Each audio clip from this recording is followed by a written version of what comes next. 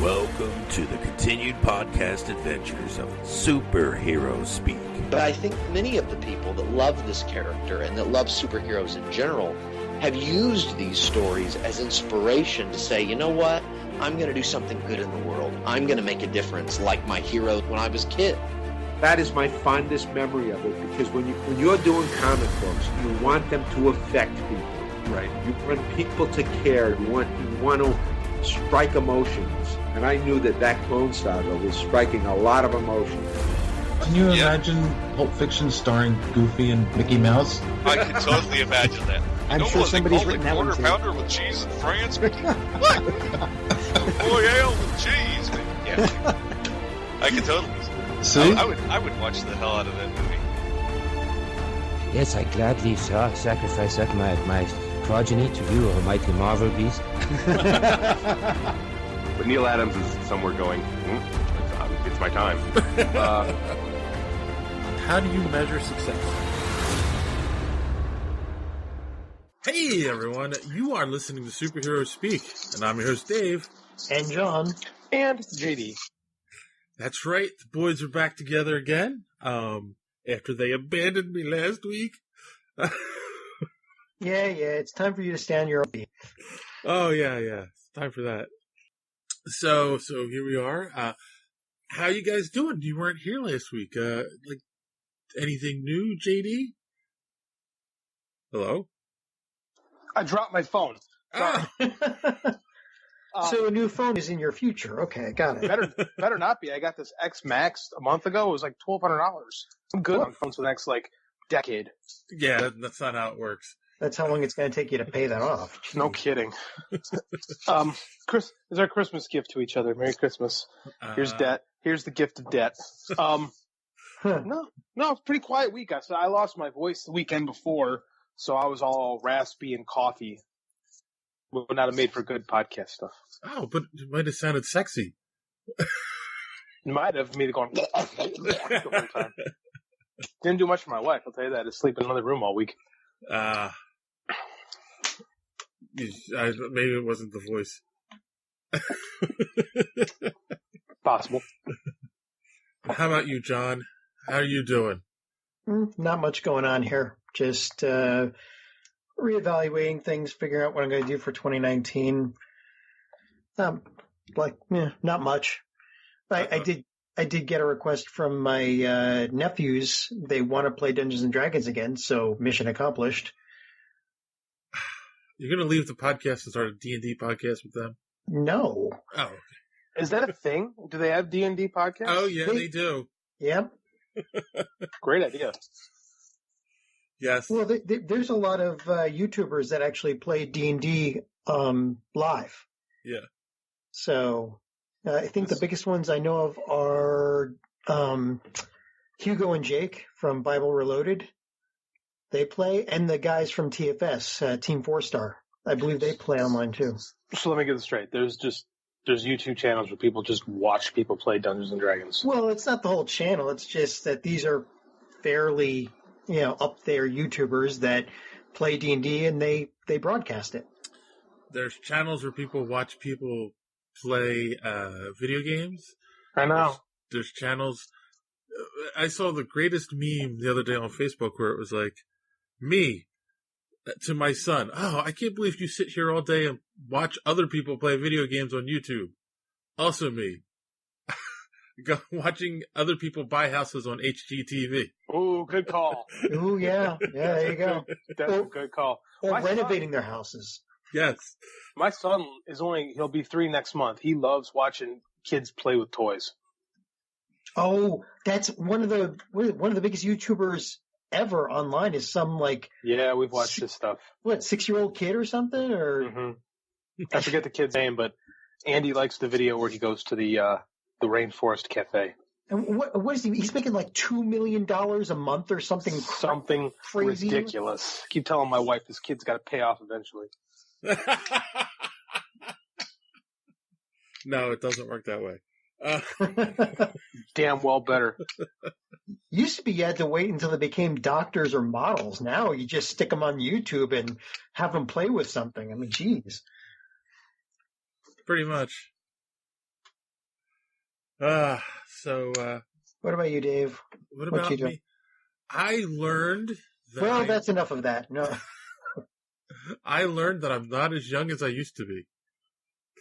It's a little thing we call time. Yeah, no, I don't remember what I did Friday. Oh, Friday night, it was my sister-in-law's birthday. We just went to my mom's, had some pizza and cake, celebrated that. And then Saturday, friends of ours, they were hosting a trivia night at their son's school to raise money for the theater group. So they invited all of us to come, and so my wife and I said, let's go, we'll have some fun. We hung out with them for a little while and did that. And then afterwards, my friend Dan was like, let's all go out to dinner, And I was like, sure, why not? So I didn't get home until after midnight. And I was just tired and sore all of the next day. So your kid's school actually did a fundraiser, they did a trivia night for a fundraiser? Yeah. What a great idea. Oh, yeah. It was, they had a lot of companies donate prizes, they got gift certificates from a lot of local restaurants and stuff for they had a Chinese auction. Yeah, they raised a lot of money. So, yeah. I'm stealing that idea. That's awesome. I love it. Yes. Just don't go out to dinner afterwards with your friends, because then I have no friends. Oh, well, that's good. Yeah. People suck. So, yeah. So I did soldier on without you guys. We had a great show last week with Dave Stoll and James Maddox talking about their book, Metaphorical Her. Did either of you listen to the episode? No. Yeah. Oh, you did? Okay. As long as there's no further questions after that. Yes. I'm kidding. It's available on Webtoon. I did read the first couple of episodes, and it's actually really cool. It's a completely different concept, and I highly recommend people to check it out. So yeah, that's all I got. All I got. Oh, for me. So I guess we can get started. And of course, we'll start with our favorite part of the show, our social media madness. And we can start with, we had some feedback about our Aquaman Spider-Verse review episode.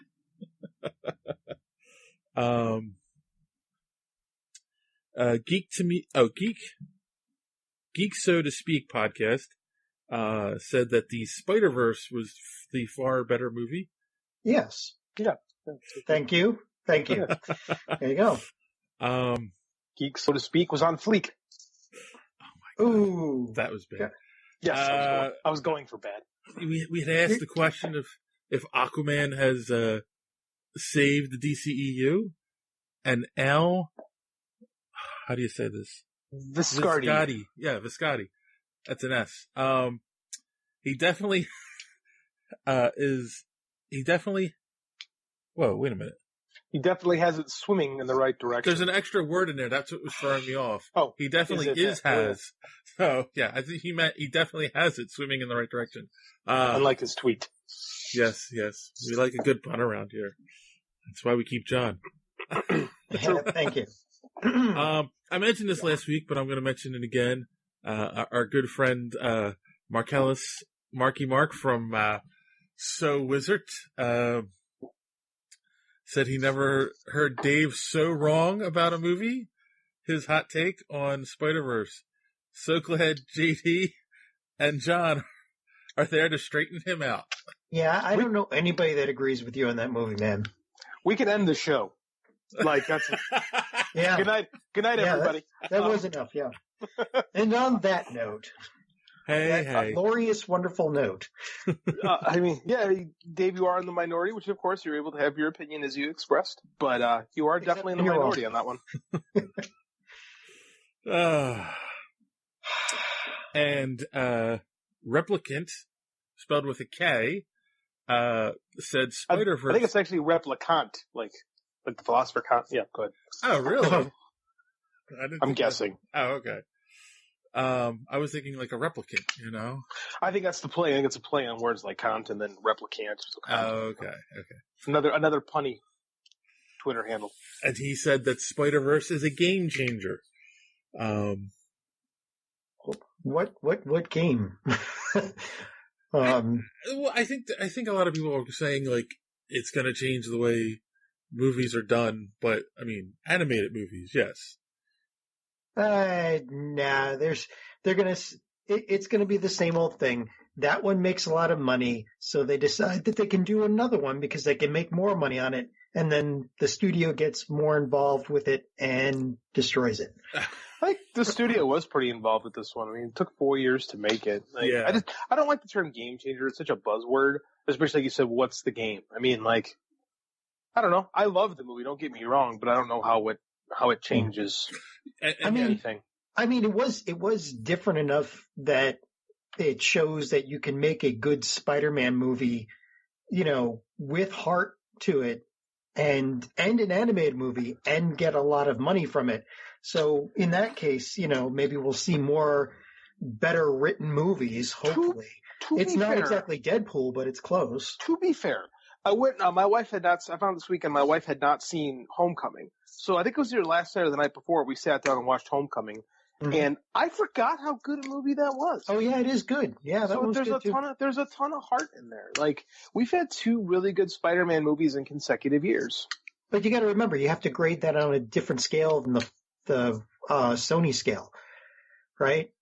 Because that's on a Marvel scale. On the Marvel scale, it's about middling.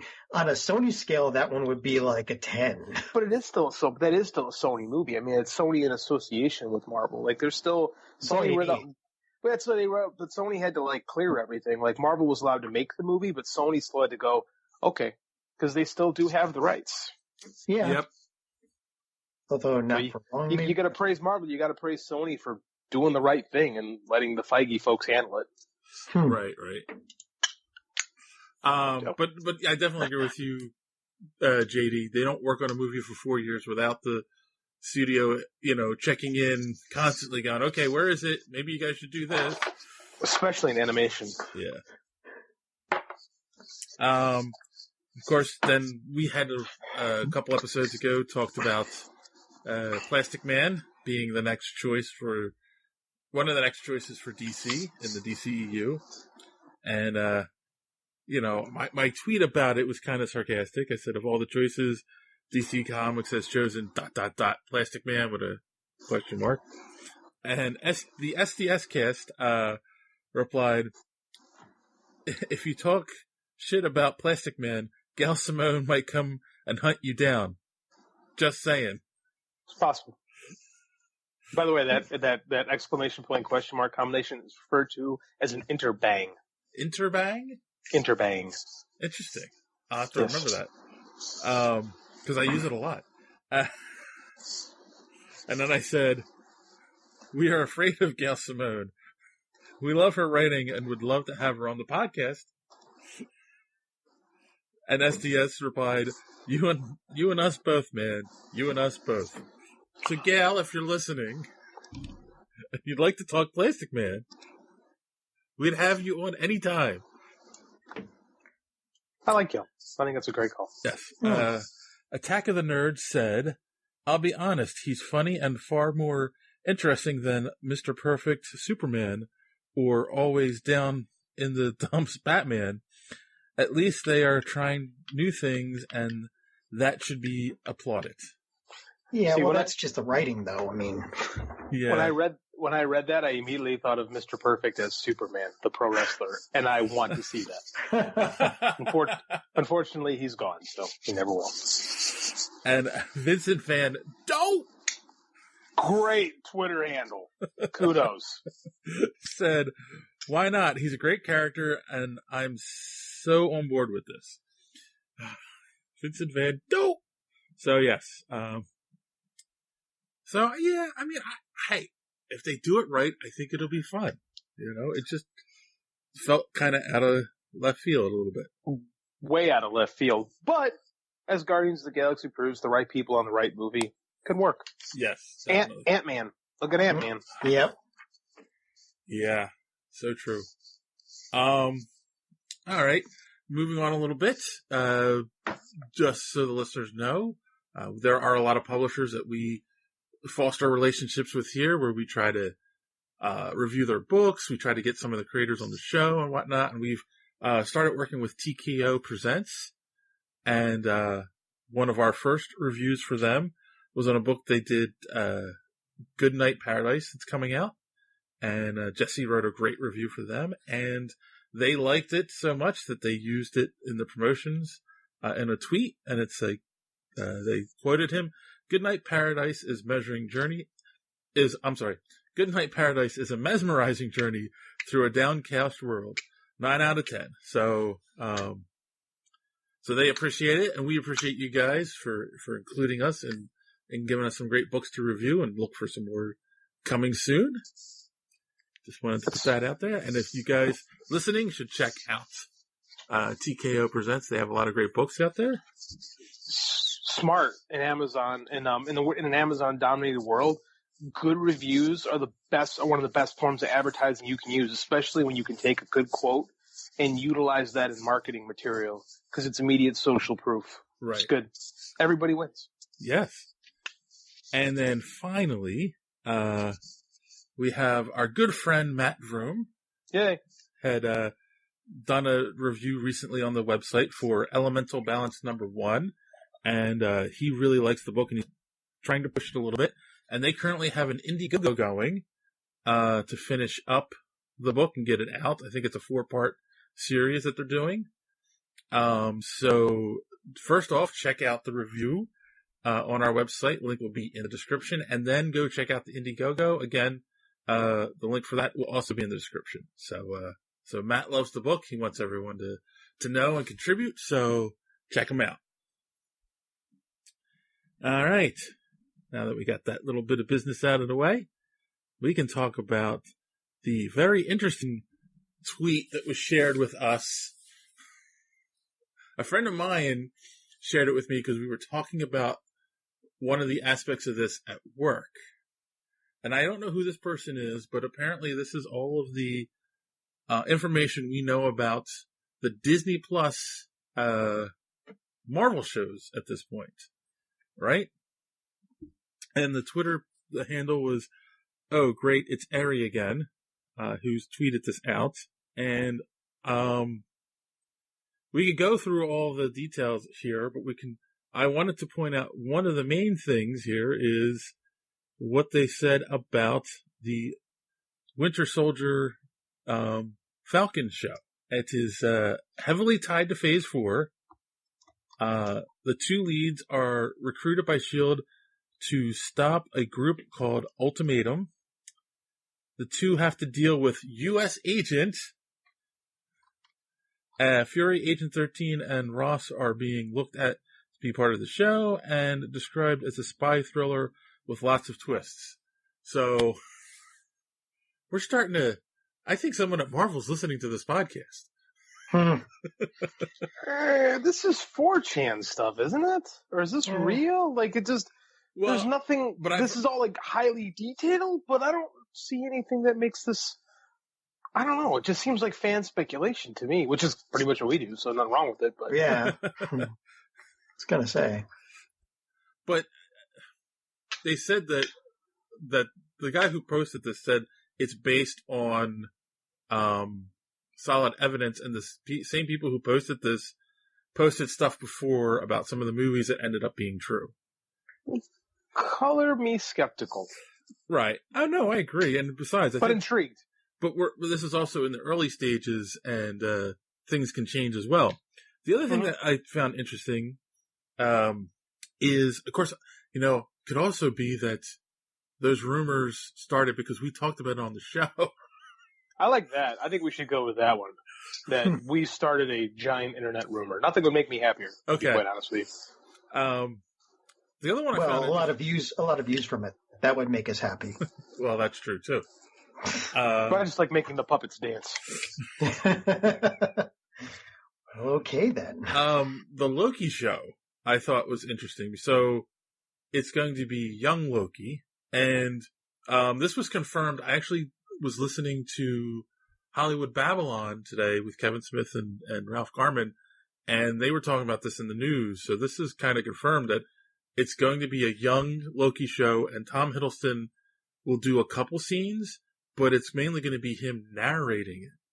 So, you know. So, you guys are from the 80s. Do you recall a little show called Freddy's Nightmares? No, I was thinking more Wonder Years, but go ahead. Barely Freddy's Nightmares was this Friday night show. This is the fountain of useless knowledge coming off again. That was basically, it was pretty much Tales from the Crypt, but with instead of the Crypt Keeper, you had Freddy Krueger. And it was Robert Englund being Freddy Krueger, but there was like one episode with him, but the rest was him just like, you know, playing the bumper role. Like the anthology show bumper role thing. Right. So this kind of sounds like, I don't know, man. If we want Tom Hiddleston as Loki and they're going to cast some other dude that kind of looks like Tom Hiddleston, he's going to go, oh, this one time I hung out with this dude that. I mean, yeah. I'm highly suspect of that idea. Right. No, I agree. Also because, you know, it appears that Loki died. Unless he's a trickster, and since it's a prequel, this could be Loki from beyond the grave. I don't know. Like, he's not dead. We all know it. Come on, he's still the best villain. Actually, well, except for you know, Snap Finger Man. Yeah. Dan, why did I blank on that? But no, he like, all right, I'll give him second best now, but he's still like the most charismatic one we've got. He's too much gold. They couldn't kill him off. I see your Loki and I'll raise you a vulture. But yeah, I'm with you on that. Okay. Scary. Vulture's scary. Menacing. I like that. Yeah. Menacing. All right. I'm not going to go over all the details of the other shows because there's a lot, and some of them sound like, to me, it's a little far-fetched. Yeah. And like the Vision Scarlet Witch one doesn't sound to me at all like something Disney would do, or Marvel would do. It just sounds,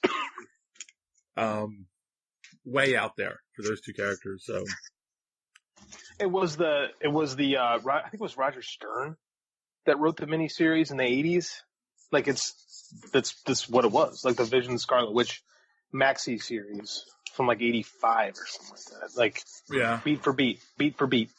So, I don't know.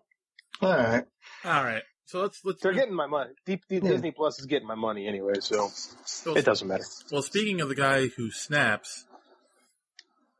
Snappy fingers. I got nothing. I wanted to make a smart ass remark, but I got nothing. I'm drawing a blank. Damn it. Which came from the Infinity Gauntlet comic used in the Infinity War movie, which was illustrated by the one and only George Perez, who has announced he is officially retiring from comics. Oh. So what do you guys think about him retiring? A couple of times, haven't we? I mean, I've seen him in a few shows. I think he's been dealing with some vision issues the last few years. So I think that's kind of what slowed down his output recently. Sad. Yeah. Well, he's 64 years old, right? Mm-hmm. Yeah. I mean, not that should be any measure of why you should stop drawing comics and dreaming like that, but that's when you do get, you know, some problems with arthritis or vision or whatever. It's funny because my mother-in-law actually met him years ago. The bank, she used to work at a financial institute, and somebody there knew him, and they had like I don't remember what it was. They had some kind of like gathering, and he came and like gave a little presentation. It was weird, and then like everyone like, you know, met him and hung out with him at this like luncheon thing. So yeah, it was so weird because I have a picture with him on my Facebook page, and she saw it. She's like, oh, I met him. I'm like, what? He was at my work. I'm like, what? I wonder, like, says he's going to retire from even. When I first heard this, I thought it was just from drawing, but it seems like he's leaving just conventions too, which I'm not sure what his financial situation is, but I know a lot of the older talent, kind of needs that money. So I guess maybe he's saved his money and he's good to go for just a straight retirement. If so, good for him. Have you ever been to a convention where he was there? I probably have. I don't remember off the top of my head. I can't wait in line to meet someone. It just drives me crazy. Just waiting in line in general makes me anxious. So I think I probably have, but I've never gone out and met him before. I was going to say, of most of the artists that have ever been there, he's always got a line. And that's because basically everyone who gets in line to meet him asks for a sketch. So he just brings a couple sketch pads with him, and then once he runs out of paper, he's done for the day. And I couldn't tell you off the top of my head what he charges, but he goes through those sketch pads, So I'm sure if he saved his money, he should be all right. I'm hoping. Hope he did. Yeah. But the artist of the 80s and 90s, early 90s, in my opinion. Like, I know people rave about Frank Miller and stuff, but I mean, George Perez drew everything. Avengers, the Titans. Yeah. I mean, it's like. Co-creator of Crisis on Infinite Earths. Right. I mean, that was no small thing. He gave Nightwing the disco look. I mean, it's just all these important things. The disco look perplexed me as a 9-year-old getting into comics. Well, at least you have the books to look back on in fond memory. And good for him. Yeah. Like, I mean, it's not. You hear more horror stories about guys who have to scrape to get by in their latter years, and to hear a guy who's comfortable enough and go, "I'm done." Yeah, I mean it. That's awesome. Yeah, Yeah. I wish him the best of luck. I hope he enjoys his retirement. And speaking of artists who aren't retiring anytime soon, Rob Liefeld is back at Marvel and he'll be working on the X-Men again. And they'll be working on he's creating a new character actually as well, for the X-Men and, Major X. So, 1991 Rob Liefeld. But yeah, I was gonna say, what do you think? I mean, it's funny because the sample they showed is like, wait, do you see? Oh no, I'm right now. You can't see his feet. I was just about to make that old comment that you can't see. You can't see his feet. And fine. Yeah. Weird thing like that because with the success of Deadpool and Nicholas, he's on the movies. I don't know if I think of any books he's had out in a while. Let's talk with. Earlier in the decade, I know he was. I think it was through Image. He was licensing out a lot of his old creations. Right. Like they had Prophet came back and there might have been a Youngblood with it, and then he did some stuff with the New 52. But that's probably going about 5 years ago. Like I can't remember the last thing he's done majorly. Yeah. It seems like it's not like they haven't all gone back at some point, but it seems like at this point it seems weird. Like Marvel is this a stunt that Marvel's trying to pull because they feel that the sales are slumping too much and they think he might have some cachet to start selling books again? I don't know about that. I mean, like he's not like he's taking over the line. Like he's doing a book, and there's a lot of money in nostalgia, especially now. Nostalgia's big. And he always comes back. Like every few years he does something with Marvel. Like I remember about 10 years ago he did some stuff with them and then he left. Like I think Rob Liefeld, and people give him a lot of crap, but I think he knows his audience and he knows himself. Like he does just enough to hit those Rob Liefeld beats and do the performance and then leaves. Like he's almost like a touring rock band that had a lot of great hits a long time ago, but they can still pack in the big houses. Like they don't have to do the carnival circuit. So he knows to do his stuff and, get out. True. Like he never overstays his welcome. Yeah, that's true.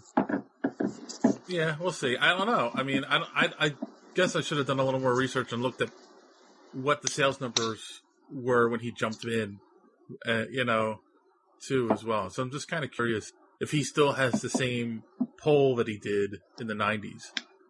I think a lot of those guys, your Jim Lees, your Todd McFarlanes, they have, guys that are, between our age, between our demographic, that have a special place. When I was really young, when that stuff was big, but those guys were rock stars to me as a little kid. Right. So I mean, and there's people that are always going to have affinity for them, and they'll come out and buy their stuff. Heck, I'm thinking about it. I'm not even a fan. Well, I'm not even a big fan, I should say, but I mean, man, when New Mutants 100 came out, I had to get that. Yeah. X-Force 1 came out, had to get it. Can't tell you a damn thing that happened in those books, but I know I had to have them. Yes. No, you're right. I mean, I know John's got all of the alternate covers for X-Men #1. I did at 10. Well, that was because I was really heavily collecting back then. Yes. And I'm sure you have all the alternate covers for the Spider-Man #1 that McFarlane did.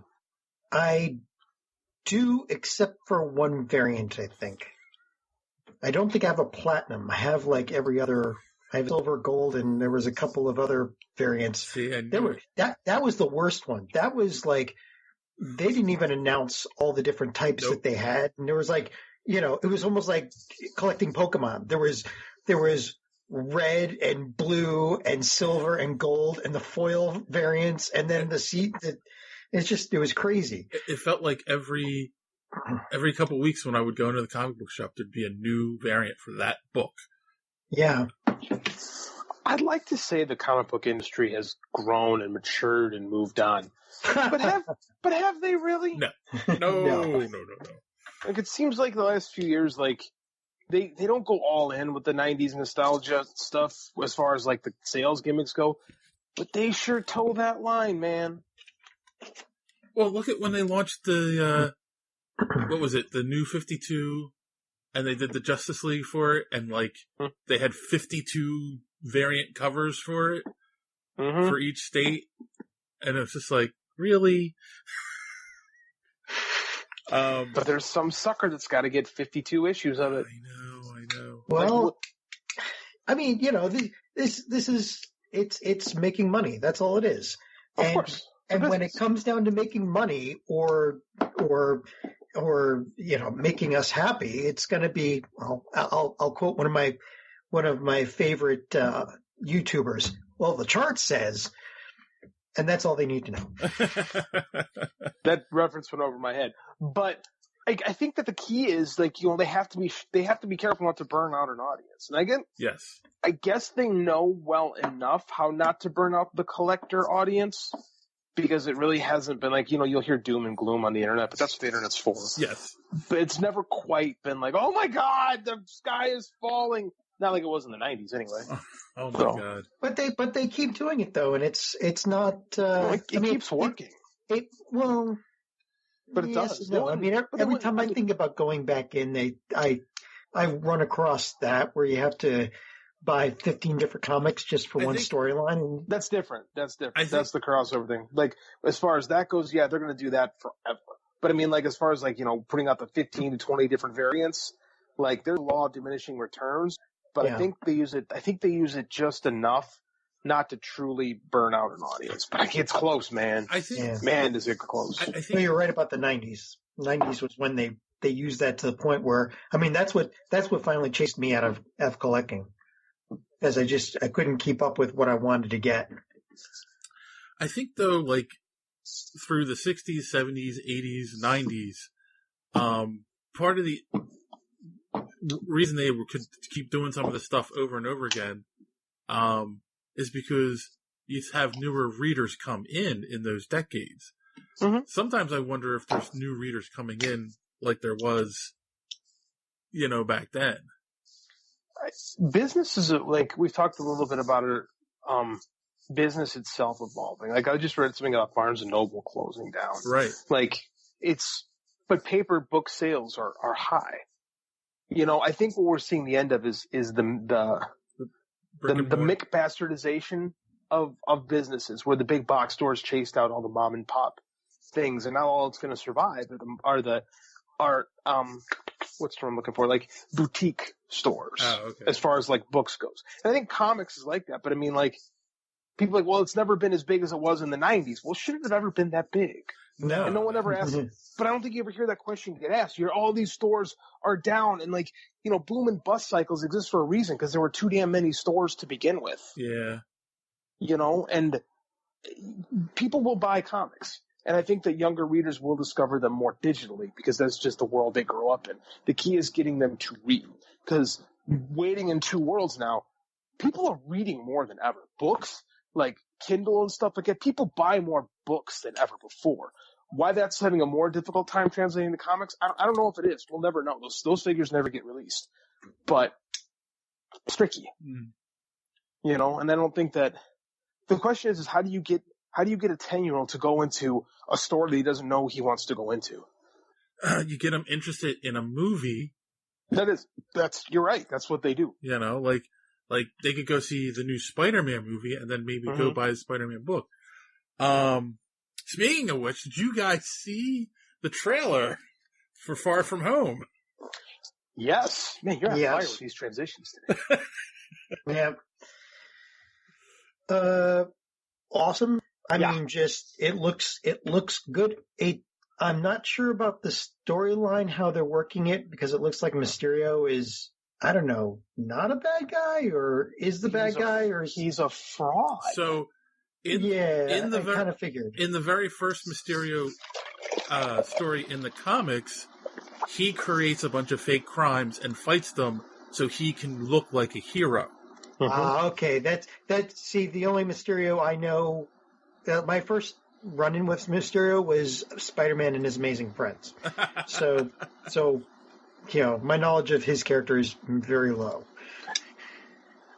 I'm curious to see how they're going, because these are some big scale things he's doing. And in the comic, he's a special effects guy. Right. So I'm really, really curious to see how they justify this level of stuff. That's what I'm wondering, how they're going to make it work, because now is it believable nowadays, because most special effects are digital, with a handful of practical here and there, but a lot of things are digital. So how do you get away with saying the guy's a special effects artist and creating things in the real world? It's like, wait a minute, that makes no sense.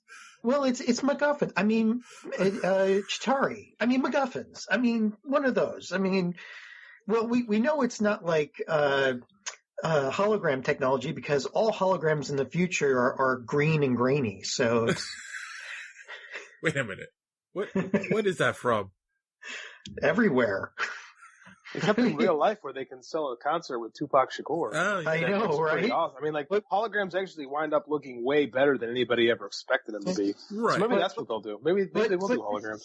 But in every single sci-fi movie that you see, or like even the Star Wars universe, all holograms are green and grainy. Yeah.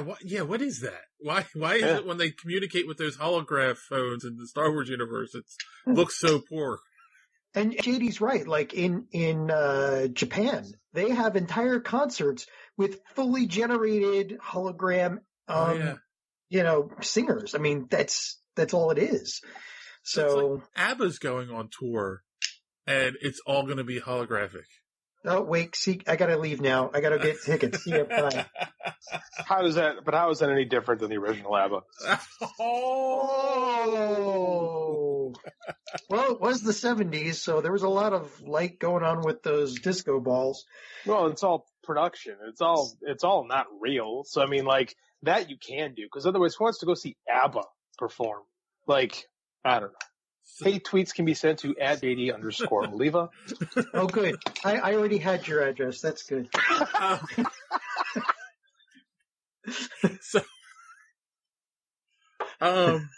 So obviously, this trailer being released spoils Endgame in some ways. Does it really, though? Yeah, Feige confirmed it. So I was going to get to in a second, because number one, obviously Spider-Man lived. Obviously Happy is alive, and Nick Fury is alive. Which also leads me to, yes, Feige and what's her face from Sony, Amy Pascal. Amy Pascal both confirmed that Homecoming takes place literally minutes after the end of Endgame. Oh, well, we know that time travel. That's No, we don't. No, we don't know time travel. We don't know anything yet. We know nothing. It's about magic. It could be anything. or time travel. I know. But what got me is you and I, the three of us, we're comic book nerds, right? We've read these comics over and over again. We know characters die and come back all the time. Yeah. And I understand, like, some of the normies. In fact, there's even a guy that I have lunch with who loves all these movies but never read a comic, and he starts saying stuff like, well, wait, they killed him off. Like, maybe this movie takes place before that Infinity War. It's like, wait. No. Obviously, they're not killing off their money-making franchises. Black was it Black Panther? Yeah. But yet, when I see an article in on Wired.com, who aren't just in the industry, but I expect nerdy people work there, and they put in there like, oh, what's going on with the Spider-Man preview? Didn't he die? And it's just like, what? You gotta work the marks, man. Yeah. Gotta be working the marks. I mean, maybe we do take this stuff for granted too much, because when someone dies in a comic, who cares? I mean, we all know they're coming back, but maybe the normies aren't used to that yet. Maybe the idea of everyone coming back to life is going to actually mean something to them. Yeah, this is true. I mean, and it's one of those things, it's that argument that if they come back, then what are the stakes? But it's like, in an event like this, people are coming back.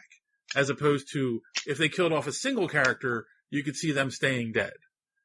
So it goes back to the old John Byrne, the illusion of change thing, right? They have to change, but just enough that they're still recognizable, or just enough that you can reset it at some point. Mm-hmm. I mean, also you're destroying billion-dollar properties, and that's the delicate balancing act of comics. The fact, and believe me, the end of the Infinity War is so awesome, and it's going to work anytime you'll watch it, regardless of whether they all come back to life. It doesn't change how well done it was. Yeah. But again, maybe the people writing for Wired, I can't believe I'm saying this, just aren't well versed enough in comics to realize how cyclical and at times silly the nature of the industry can be. Or they're just playing to their audience. That's what I said, working the mark. Working the marks. It's just, I don't know. It's frustrating, but at the same time, I get it. I mean, I have some of the same conversations with, normies at work, and it's just like, seriously, I this is a line I have at the lunch table. Read a comic. I don't know, maybe I'm being too harsh. Nah. If anyone thought that Spider-Man and Black Panther were really dead, come on. Exactly. Yeah. Marvel didn't finally get them back into the MCU to just go, you know what? Let's kill them off now and not make any more money off of them. And Disney didn't buy a $5 billion company to let them kill half their characters. Right. Let's use some thought here, people. That being said, I can't wait for Infinity War 2. Endgame. It's Endgame now. Endgame. I refuse to accept it. It's such a weak title. It is. It's a bad title. So apparently, speaking of Marvel movies and getting them back, they officially announced that several of the Fox Marvel movies have officially canceled. One of them being Gambit. And apparently they were working on a Doctor Doom movie. Oh no! Oh, that's horrible. Thank God. That's horrible. What are we going to talk about next again? I'm sorry, I have no pity for them. I just don't. The reason I bring this article up is I saw on Twitter and Facebook, there are some people who were honestly shocked by this news. Really? What did we just talk about? Some people don't get it. I get, no. I get, not understanding, people dying, coming back in comics and that kind of thing. But Fox was bought by Disney. Did you think they were just going to let Fox keep working on all the projects they were working on? Especially with their track record? Yeah. It was just, I found that so odd. Now, X-Force is one that I'd be sad about. Wasn't that? However. Yeah. they have said X-Force and Deadpool 3 are not dead. Rob Liefeld says in the same article you linked to, Yes. Pour one out for X-Force, victim of the merger. Yeah, Really? but I can't see that considering Deadpool would be, wouldn't he? Yeah, but here's all depends on what Feige and them want to do with these properties. You know, I mean, like, X-Men continuity, the X-Men movie continuity has now become as confusing as X-Men comics continuity. This is true. Like, bring back one character, even untouchable, all this could be Deadpool. Oh, yeah. Well, it has to be. He's the most money, and Well, he's not just got that, the best reputation. yeah, but it also exists in a fourth wall shattering way where he could. That's the character you can use to go about thing.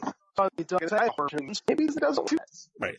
You know, I mean, you're kind of dealing with like other people's It's like when you write around, and they just kind of, we're going to ignore this stuff and we're going to focus on this stuff, and we got to retcon some of this because I don't want to write this. And again, it's in comics.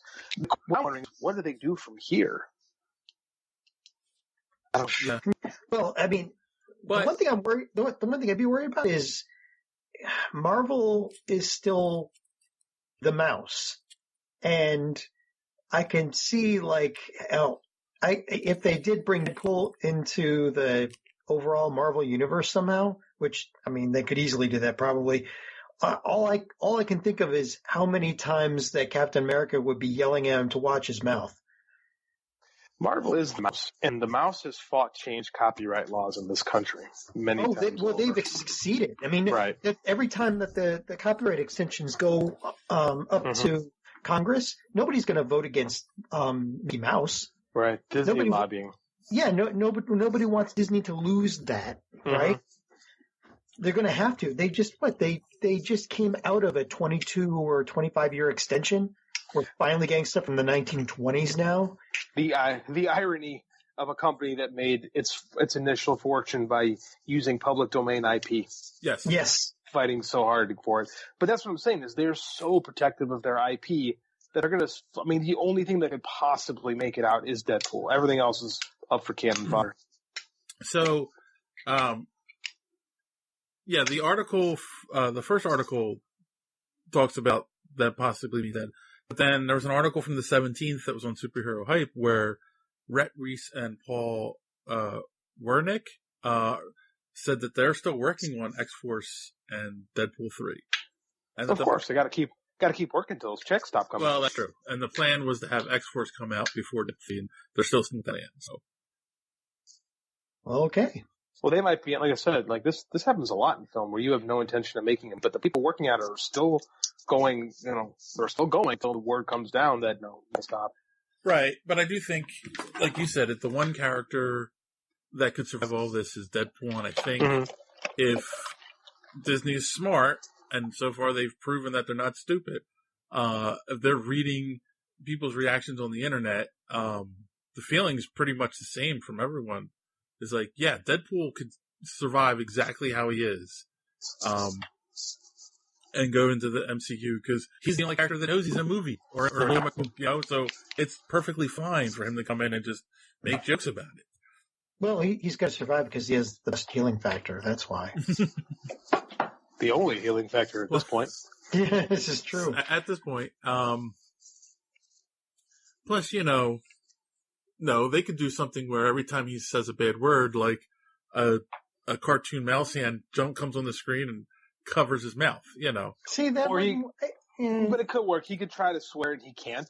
Like on The Good Place, they do that thing. I mean, like there's a lot of creative ways you could get around it. And then for his own movies, you could still do the Deadpool thing. But when he's in a movie with Captain America and Spider-Man, he's not going to be dropping F-bombs. And people who want him to, it's not going to happen. Don't get worked up over it. I think that's the idea of Once Upon a Deadpool, was to test about how would a PG-13 Deadpool go over. Great experiment. You already own the movie. This is probably didn't cost him a lot to do those shoots with Fred Savage and then do some re-editing. I mean, like that's got to be fairly cheap. Now you can experiment and see if it works. I mean, dude, we'll put it this way: if the post credits end game happens to be Deadpool, I don't think anybody's going to cry about it if he's not dropping F-bombs. No, they'll be dancing in the streets. That's what I'm saying. So they're gonna. If there's anyone that can make this work, it's Kevin Feige. True. John, you've gone silent. I guess we'll see. I mean, I want to see more Deadpool. I mean, as long as they keep writing the way they have, it's just, I don't know.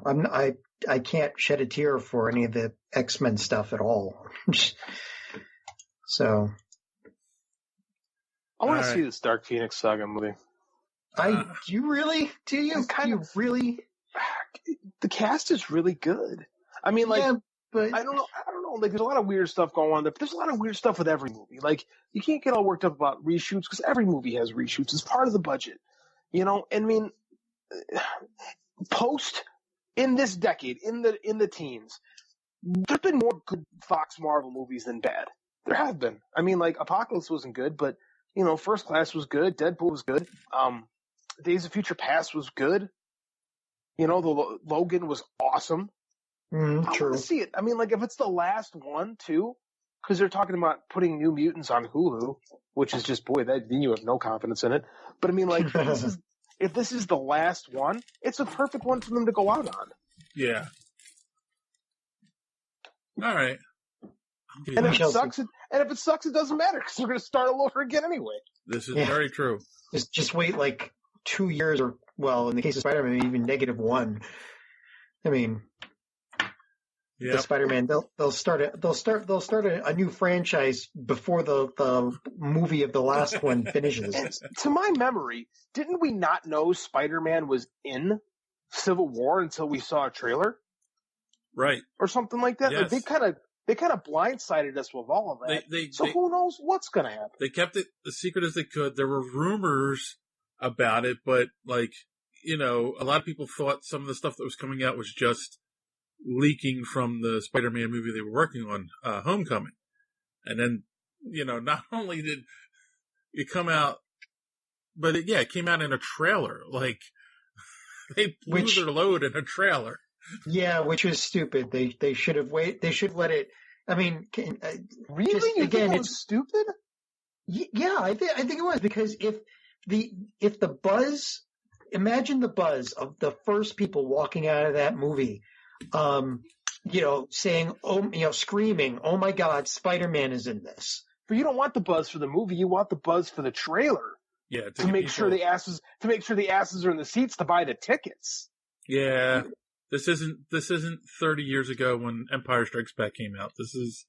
But that's also just that's a cliffhanger thing to lead you to the next movie. That's not, hey, we had Spider-Man in here and didn't tell anybody. Surprise! Yeah. Like, that would have been cool, but I mean, like, I was way more excited about Civil War once they had showed us that Spider-Man was going to be there. Oh, I was excited too, but I don't know. I think there's something to be said about having the whole surprise thing and generating that much buzz on the first opening weekend. I tell you what, it wouldn't just be the first people coming out. It would also be the people that got advanced screenings, all their reviews getting released.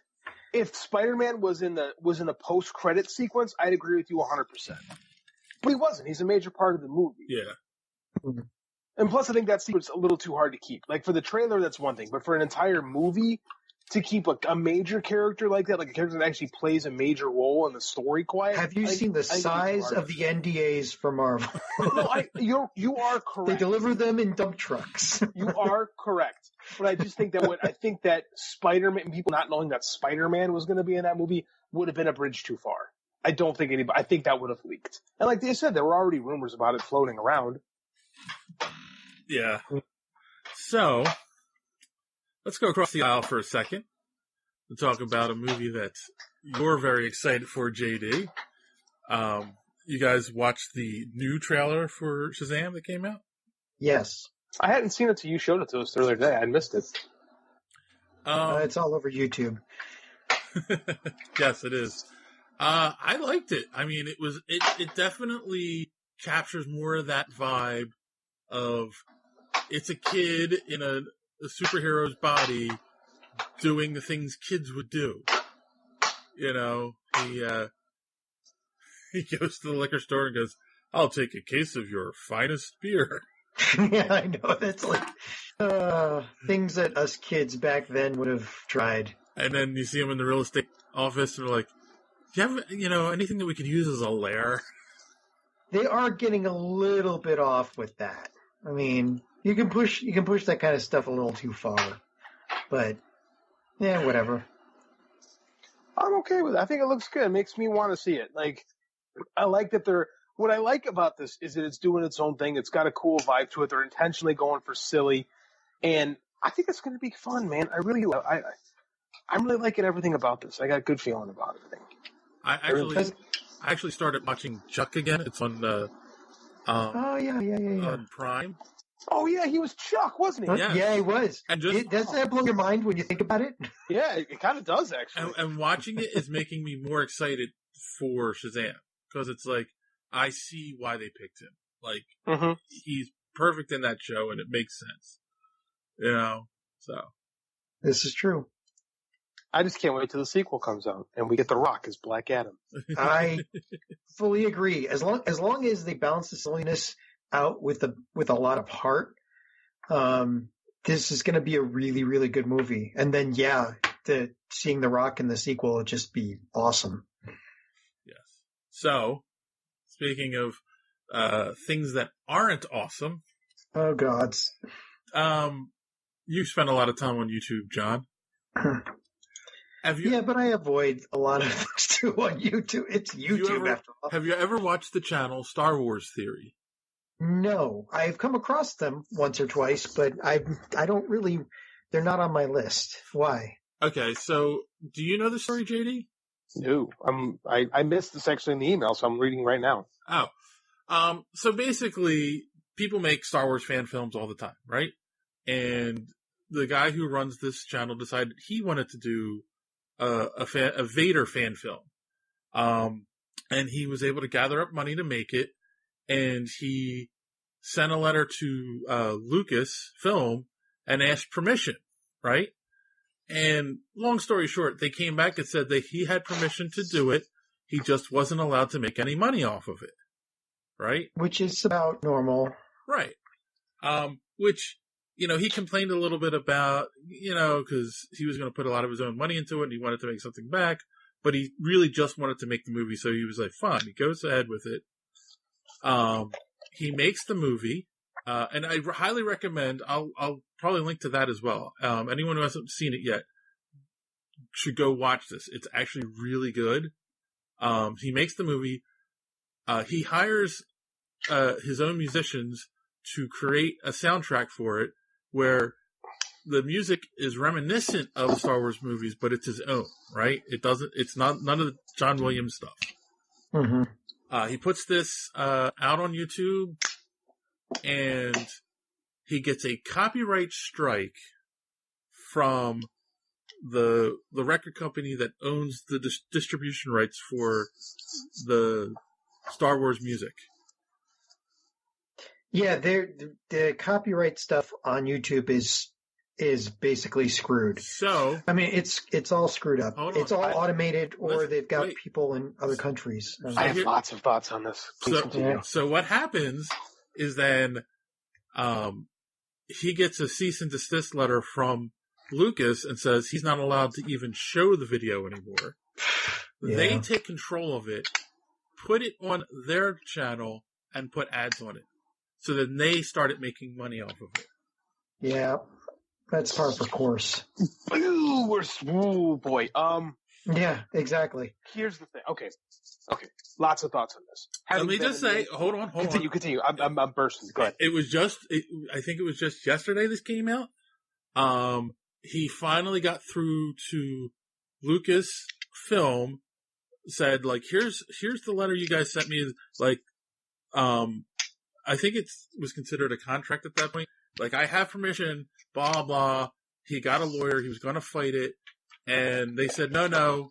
So they took the video down, and now he can show it again. He's still not allowed to monetize it, but it's his movie. So, So, okay. This has been. Well, no, this is so like. I've had like George Lucas, when he was in control of his Star Wars universe for a long time, it was really, he always allowed people, like in the old Lucasfilm website, he used to allow fans to post their movies. Right. With the assumption that nobody makes any money, you know, and that's always how it's been. That was before someone spent $5 billion. And I'm not sure the Disney people feel the same way. Now, like we said, what really got him was the music. And I'll tell you something, though the music, I got banned from Vimeo last year for the same stuff because I make like little wrestling videos with music on them. The music companies are the worst. Yeah. They're so crazy about their IP being used in these videos. Whereas my son, like I talked about before, he'll watch these YouTube videos. I don't like it all. Don't get me wrong. He'll watch these Russian cartoons where the Joker is hanging out with the PJ Masks kids, and like it's just IP salad bowls that people a little bit of everything. Nobody says a thing. And now, just to interject, there are plenty of reports online of people posting original scores, their own music, and getting copyright strikes. I got banned from my own movie. Not banned, but I got a copyright strike on YouTube about 6 years ago from the horror movie I made with John Wesley Shipp, saying it was copyright violation. And I had to jump through a bunch of hoops to go, dude, this is my freaking movie. I made this damn thing. Yep. So, I mean, that was a big fight, and I got it back. And things have only gotten worse since then. Oh, you're right. You're right. It's crazy. I think that's because YouTube is probably afraid of some of the bigger companies. So it's not just that. This is something that I wouldn't say research. I've seen a whole bunch of videos made about it. There are a whole bunch of YouTubers that I watch that have been through this before, and it's not just that they're afraid of the big companies. I mean, they kind of are, but they're also trying to deal with a system where 400 hours of video is uploaded every minute. And there's literally no human way possible to vet all of that for copyright. So they've got all these automated systems in place now. The problem is that the automated systems are controlled by the input from the big companies. No. Yes, I get that. But the problem is when people try to appeal to YouTube and say, this is my own thing, like, it's really hard. Yeah, like basically they come back and say, oh, no, they say they own the copyright and we're just going to go with them. Oh, yeah, and the thing is that like, people with original scores and original movies like JD and all that, what happens is they can get a copyright, not just a copyright strike. They can the companies can take control of the actual content, right? Make money off of it while you're appealing, and you don't get the money that they made on it while you're appealing. So it's basically incentivized for companies to make copyright strikes against stuff they don't even own, so they can grab money off of it while the real owner is trying to grab it back. But that's the story. And here's what's weird about this. And this is what strikes me the most. This is even more blatant. Yeah, because this is fan film. And again, the contract with fan films has always been do your thing, but know the rules. Right. And like when this guy's saying, well, I need to make some money back off this thing, it's like, no, dude, you don't get to do that. Like you get to do your fanfic, but you can't make any money on it. Right. Like it's not your IP. It's not yours. So it is. So if Disney wants to take this guy's movie and make money on it, they're well within their legal right, with the exception of Lucasfilm saying, no, you're cool, you can do your thing. In my opinion, Disney should still be able to make money off it because it's theirs. Like, I'm a filmmaker. I'm retired. I just do some documentaries here and there on the side now. But why are you – I don't understand – I've never understood the concept of the fan film. Like, when there's some fun ones. I've seen some pretty good fan films over the years. But why I don't understand – movies are expensive. Like, making a short can be really expensive. I don't understand seeing that much time, effort, and money into something that's not going to make you anything on the back end. Like, there's the story, like Josh Trank got his career started by doing a highly disguised fan film. It's actually kind of fun. But that's the only one I can think of. At least maybe I'm wrong. If someone can enlighten me and show me some guys that have made fan films and launched careers, I'm all ears. But that never seems to happen. Like, I remember like 15 years ago, there was a Batman Predator fan film that came out. You guys ever see that one? Yeah. No, but now I'm going to look for it. It's a lot of fun. The script's cheesy, but it looks really cool. It's called Dead End. Yes, that would be that one. And I remember the guy who did it. It was really well done fan film. It looked great, especially for 2003. But that guy didn't really he wanted to do it as like a reel for his reel, but nobody took it seriously. Like, he wasn't able to parlay that into a feature film directing career.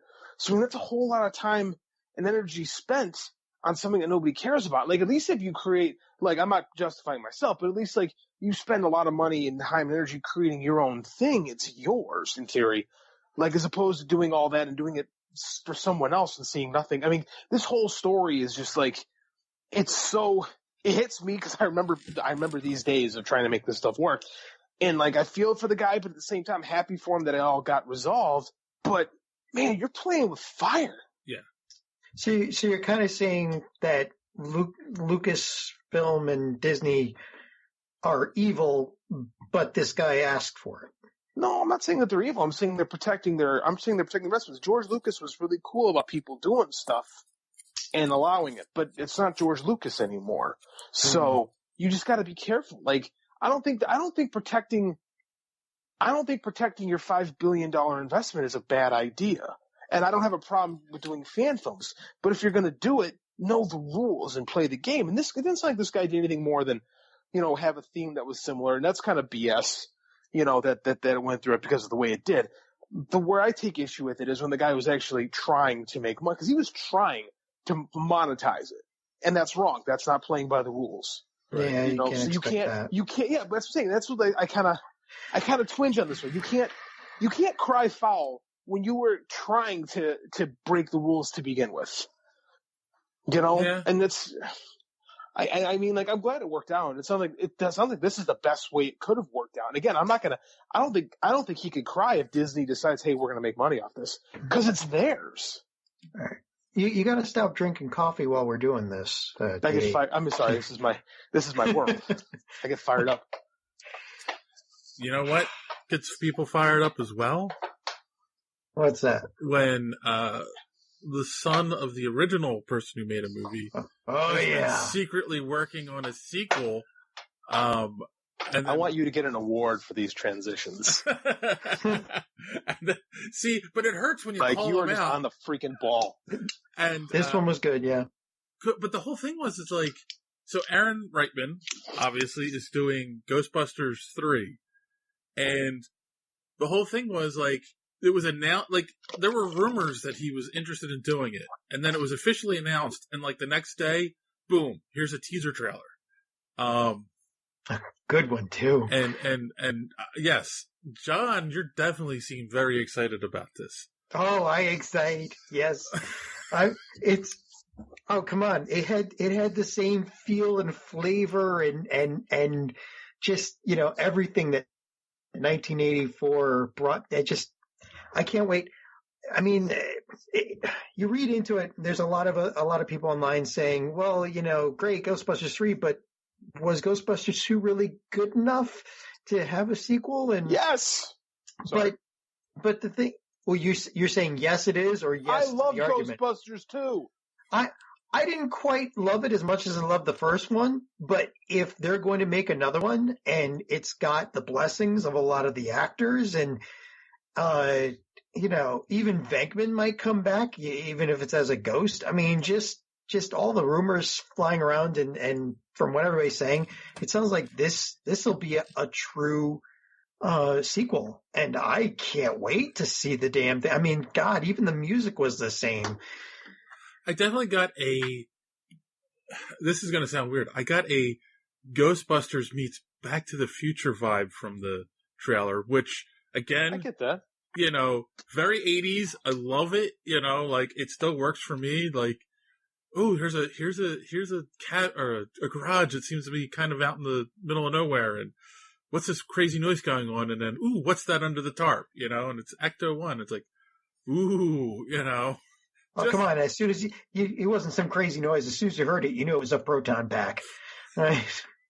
Right. But just enough to get you interested, I'm way happier that it was Ecto 1 under that tarp and not the DeLorean. We'll put it that way. Yeah. Although that would be an awesome fanfic. Yeah, no, yeah. Yes, if a teaser trailer had to be made for Back to the Future remake, that would be great. I'm digging this. So I'm excited. JD's excited. John's excited. Unfortunately, somebody's not excited for this movie.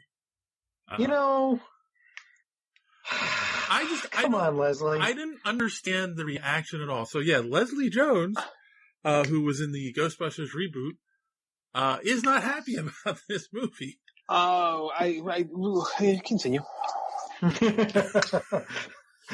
Well, I mean, the thing is, we know nothing about it other than they're saying it's going to be a true sequel off of the last, off of Ghostbusters 2. And obviously it's some kind of cardinal sin somehow. And of course we're not, they're getting rid of the reboot continuity. Yay! And, to me it comes off as, I'm not going to get to do a sequel now, and she was upset, but maybe she could be involved with the movie, we don't know what's going on at this point. And it's not like the Ghostbusters mythos doesn't support the idea of multiverse, right? Well, that's true too. You could have that, but even so, it's like, okay, I'll tell you, I didn't like the reboot. I didn't like it at all. I didn't find it funny. I didn't find it funny at all, really. I said that too. You had some of the funniest women in comedy who've been in some great movies, and the movie wasn't funny. I don't know what it was, but it was just I don't know. It just didn't work. So when they decided to bring this back, and it's going to be a spiritual successor to the original movies, I'm all for it. I want it. I'll take it. All right, JD, you've been biting your lip for a while. No, I didn't see the 2016 Ghostbusters. Trailers didn't. Yeah, but I mean, that's the thing is the trailers didn't do anything for me, and I like Bridesmaids, that movie. I think they're all funny, like you said, some of the funniest women in comedy. I don't think her response has anything to do with the actual movie. Let's turn our clocks back 3 years and remember the amount of hatred that was spewed specifically at her, to the point where she was off social media for several months. So she took an anonymous whooping for this whooping. I shouldn't have said that. That was a bad term. She took a verbal beating, we'll say. I can think of a better term for it. She was abused. She was abused on social media for merely being in this movie. Oh, maliciously. A lot of them were. Who's the writer? She took the brunt end of it too. And it drove her off social media for a while. And then the movie was a failure. So you take all this abuse for something that you believe in, and the final product is bad. And it almost became like a rallying cry for the misogynists. Oh man, you're on fire tonight. For the misogynists that took it against her. So all that effort, all of everything, and it's all for naught. And that just brings it back to her that she took all that abuse online for nothing. And I think that she can write it off as they're not even going to give us another chance. Because I do think those women think that they could have made a better movie. Maybe there's a better movie there somehow. It didn't work. From the movie was hexed from day one. Well, the writing was terrible. It was all of that really stupid comedy where it's akin to fart jokes, but they sit there and hold and wait for the audience to laugh. Right. And it's just not. Yeah. No, you're right. You're right. Again, I didn't see the movie because the trailer turned me off that much. That being said, it's if you put yourself out like this and you take that abuse just for doing your job, and then and I get where she's coming from. It feels like I tried something, and again, she wasn't even in control of it. She's just an actor reading lines, doing the best she can with the material she's given, but she's the one that gets the brunt end of it. And then to have the people that were the studios go, yeah, they're right, we're done with you. I get why she's angry, because it is personal for her. So one of the things, I don't know, a lot of people know this, but the original Ghostbusters, a lot of that movie was improv.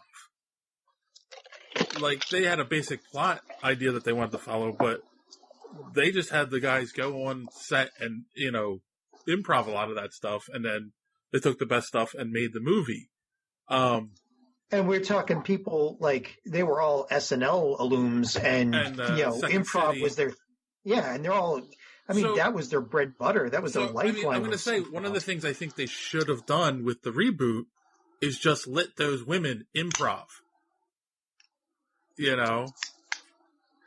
Whose fault is that? The movie company who didn't have... Correct.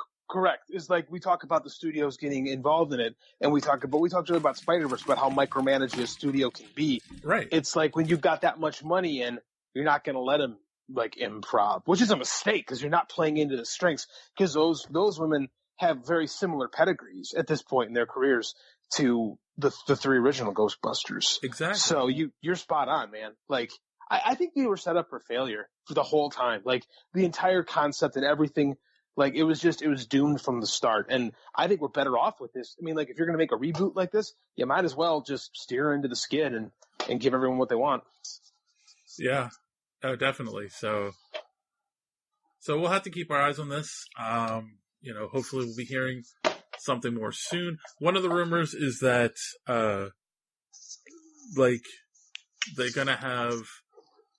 they're not going to do an all-woman team, they're not going to do an all-guy team. It's going to be like, there is going to be 4 of them again. It'll be 2 guys and 2 women, that kind of thing. But a spiritual successor. I mean, it's going to, right. A new team and the originals handing off the baton. So, but there's no cast has been released or anything yet, so we'll have to see.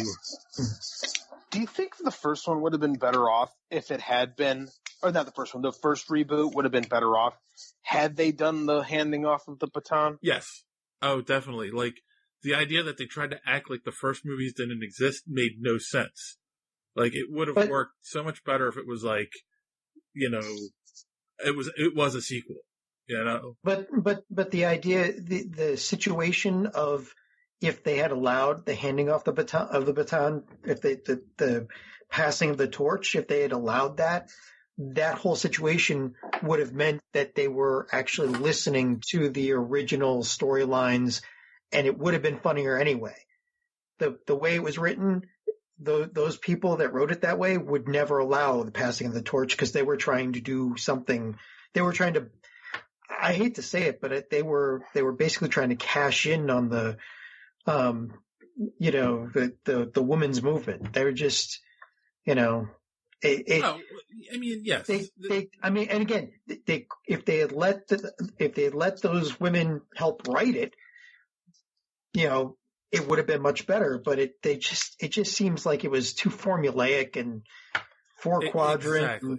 Yes, it was definitely a cash grab where it could have worked with, I think, a few major tweaks, but still a few tweaks. Again, acknowledge the original movies, let the women improv, and you would have probably had something great. But I believe the first teaser, like, they actually talk a little, like, they mention the original movies, because I remember it was like 30 years ago, da da da da da da. Right. And then they didn't. It threw everybody off. Yeah. Yeah. I mean, again, like I said, they're set up for failure from the beginning.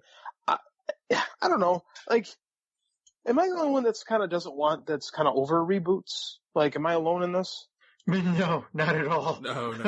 I mean, I feel like I'm in a time machine, because right now, was it Charmed is on, and Hawaii Five-0 is on, and Supernatural is on. Oh wait, Supernatural isn't a reboot; it's just still on. It's just there's nothing original on TV anymore. They just keep bringing crap back. Didn't we do an episode called "Everything Old is Old Again"? Like, yeah. I mean, it's, and then it's just going to be the usual when one good idea finally gets out there and it explodes. Then that's original. Then it's like, everyone's got to do this now. It's so crazy because, like, Netflix put out Bird Box at the end of the year, and they said that with the numbers of streams and downloads that movie has had, that it would be like destroying the box office right now. And that's not a great horror movie by any stretch of the imagination, but it's based on a book, but not like, it's not it's a lot of rehashing, but I mean, like, it's a newer property, like they went out and did something as opposed to, well, this worked for 30 years. Like, it seems like the more traditional media outlets are really struggling to stay afloat in the new world. The only reason to destroy the box office is because the people in the box office tried to do the Bird Box challenge. I think part of the problem, I can't believe I'm going to say this. Uh-oh. Part of the problem are movies like the Spider-Man movies and the X-Men movies and all of them, is that because, like, these movies came out and they box office records, insane numbers. Same thing with the bringing back Star Wars, where it's like, if a movie doesn't make $350 million in the first weekend, it's a failure in a lot of people's eyes. And it's like, no, it's not. If it only cost $50 million to make, and it makes $100 million in the first weekend, it doubled it, So, but that's not how a lot of the companies are viewing it now. It's like everything's got to be a blockbuster. If everything is a blockbuster, nothing's a blockbuster. Exactly. So that's why, like, the reason I'm saying this is there's a great movie that's right now on Netflix called Last Laugh. Have either of you seen this? No, never heard of it. Go on. It's Chevy Chase and not Dustin Hoffman.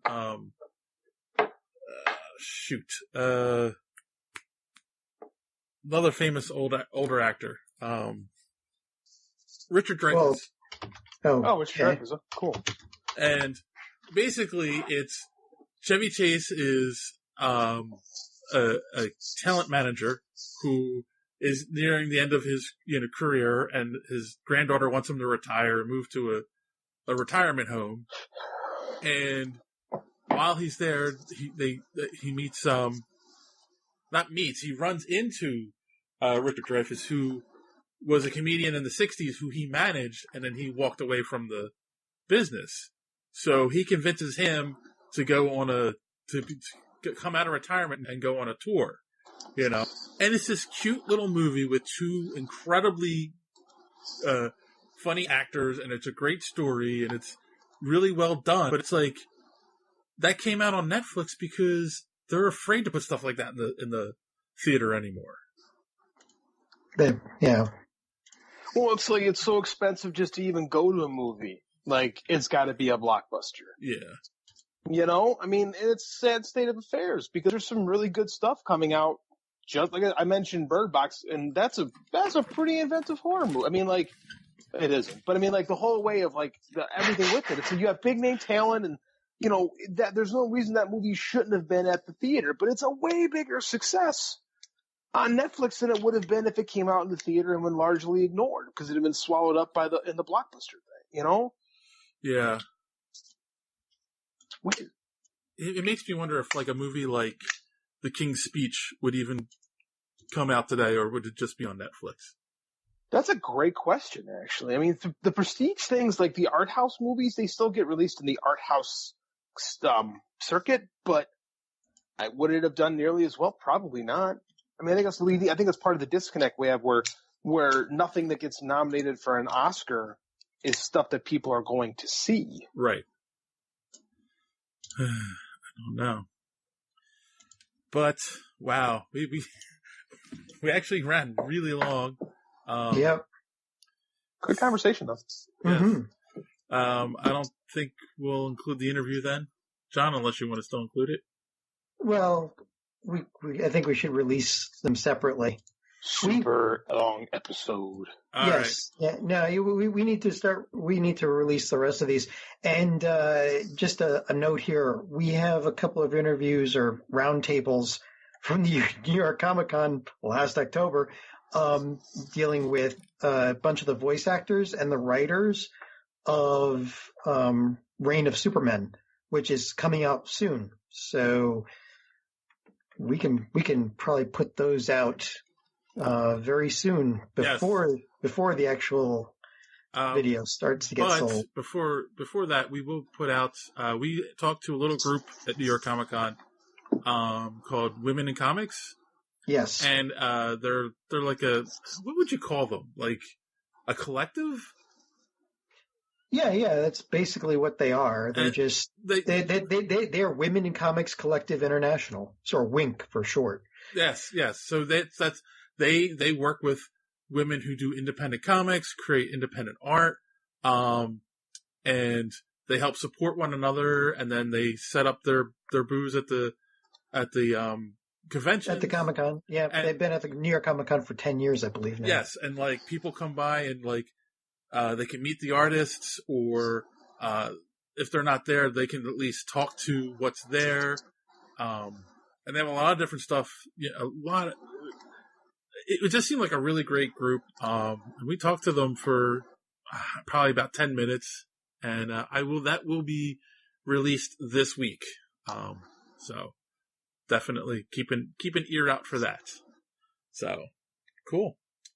But on that note, boys and girls, as always, thanks for listening, and don't let your cape caught in the door. Have a good week.